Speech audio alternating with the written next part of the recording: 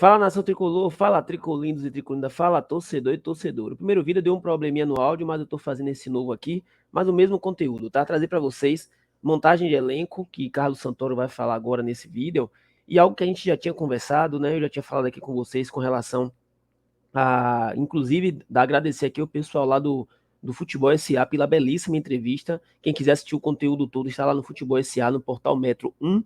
E eles falaram também sobre algo que eu já tinha falado aqui, o Grupo City no primeiro ano, né? Eles acabaram que eles cometeram algumas falhas na montagem do elenco. Eles entenderam isso, o Carlos Santoro entende isso e reconhece, tanto que na metade do ano eles resolveram mudar um pouco a rota das contratações, trouxeram jogadores mais carimbados, como por exemplo o Gilberto.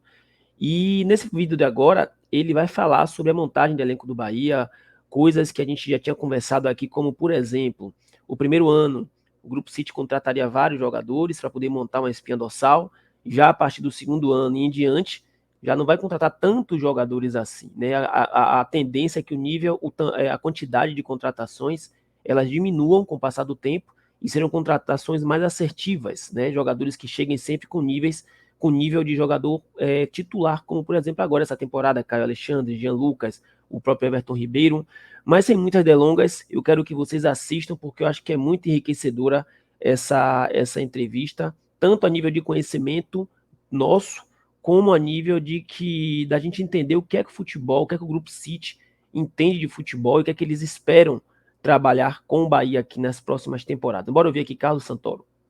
Aqui e rapidamente, sem falar de posições, porque aí vai ser mais algo delicado para vocês, mas se você falar em quantidade, imaginar que vem ainda uma janela ali de mediano, você imagina que ainda seriam possíveis e prováveis quantas posições ainda para em termos de quantidade, tá? Não estou nem colocando assim nunca de bico de posições. São 31 jogadores, tá? Contratados na gestão de Cadu. Isso. 25 em 23, 6 em 24. Isso é ótimo, porque tem uma média inclusive, de contratos, que Pedro mandou esse dado, que eu vou pedir para a Puridade botar aí já. Só uma correção, sétimo com o Iago chegando em julho. Então, que também esse tipo de operação ela vai acontecer quando você tem esse perfil de atleta, que a gente entende que a gente está pensando em 4, eu tenho que pensar em 4, 5 anos, eu não tenho que pensar somente no ano de 2024. Então, quando a gente tem esse tipo de oportunidade... Esse é um ponto importantíssimo, cara. Olha o que você está dizendo, que a montagem do seu elenco não é o elenco 24. Tá? Você está montando um elenco para os próximos 3 anos. Se eu não estiver falando besteira, Tom, eu acho que no final de 2023 a gente tinha 9 atletas terminando o contrato. Vou até pedir, põe aí na tela, a gente está com esse gráfico, Pedrão do SC Bahia Números colocou aí pra gente, a gente vai dar uma olhadinha, deve estar muito... Pedrão é bom, hein? Meu amigo, virou controller de um grande grupo aqui, de um xará seu, inclusive, chamado Cadu. E aí o seguinte, ele fala justamente isso, né, que como mudou o perfil de contratos do Bahia, porque também o Bahia normalmente sempre fez contratos de curto prazo.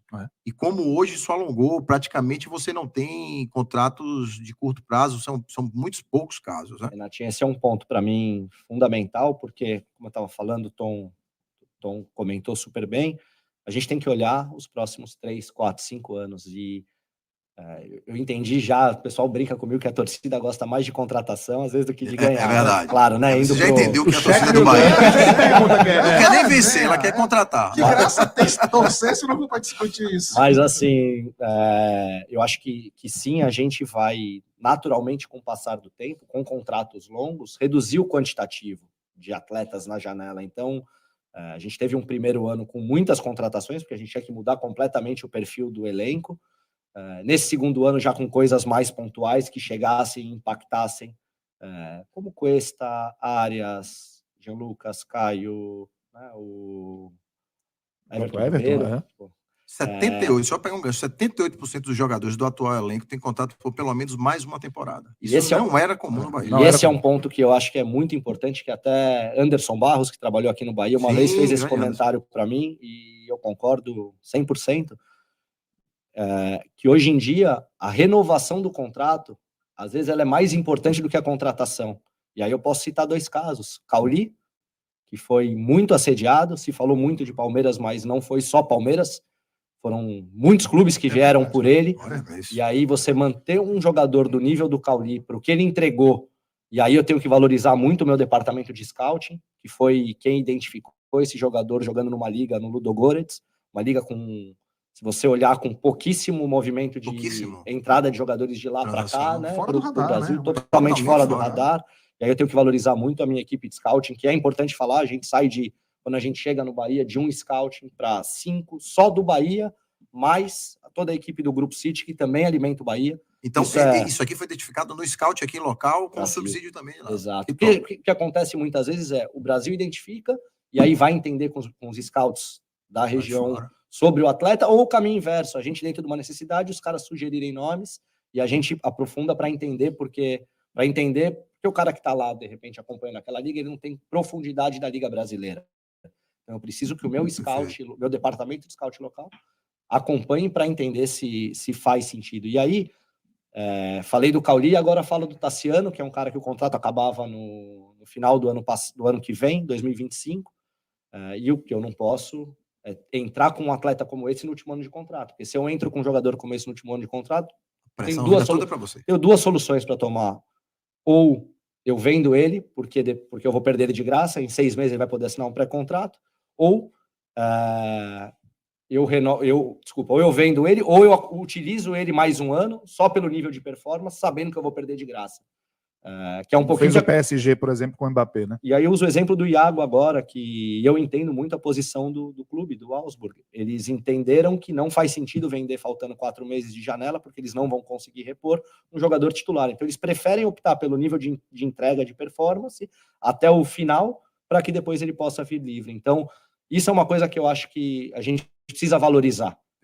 São as renovações de contrato que vão acontecer. Então, hoje a gente tem um elenco que a gente vai ter pouca mudança sempre ao final de temporada, porque a espinha tá ali, né? Tá criada, e aí você vai mexer pontualmente, vai ter naturalmente um poder aquisitivo maior para poder negociar em um único atleta do que ter que pulverizar isso em vários.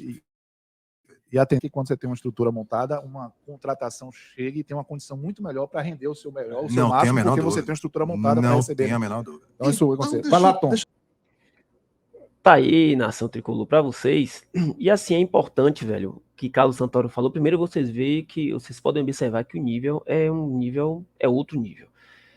E coisas que a gente já conversou aqui, né, no canal, como por exemplo, a partir do próximo, quando o Grupo City chegou, eu disse, não, a gente vai mudar o elenco do Bahia, esse elenco todo antigo da associação vai sair, e o Bahia vai montar uma espinha dorsal, e a tendência é que nos próximos anos diminua o nível, a quantidade de contratações de jogadores, a quantidade, e aumente a qualidade. Como, por exemplo, se você gastou 100 milhões em 20 jogadores em 2023, aí você chega em 2024, você vai gastar 100 milhões em 5 jogadores. Então vocês observem que você diminui a quantidade de contratações, mas em compensação você vai aumentar a qualidade, porque você vai deixar de contratar 20 jogadores a 1 milhão, ou a 2 milhões, ou a 5, e você contrata 2, 3 jogadores a 20 milhões. Você vai trazer jogadores com bem mais qualidade. Tanto assim que esse ano a gente já está vendo essa mudança.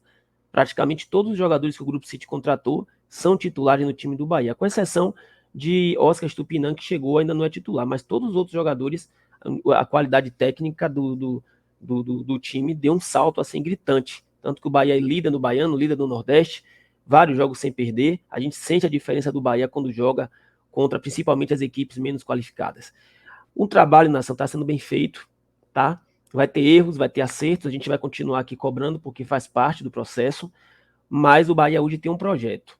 O Bahia hoje tem jogadores com contrato aqui de anos, então assim, a gente tem uma espinha dorsal por anos e anos e anos. A gente vai voltar aqui para fazer algumas críticas, a gente vai voltar aqui para elogiar, como eu gosto de fazer também, mas o importante é que a semente foi plantada, e é como eu disse lá no Twitter, o Bahia é um mega empreendimento que está começando do zero, tá? E eu espero que esse mega empreendimento tenha sucesso, e eu tenho certeza que vai ter sucesso. Tamo junto, até a próxima. Deixe seus comentários aí. Você é Bahia? Então você está no lugar certo. Fui.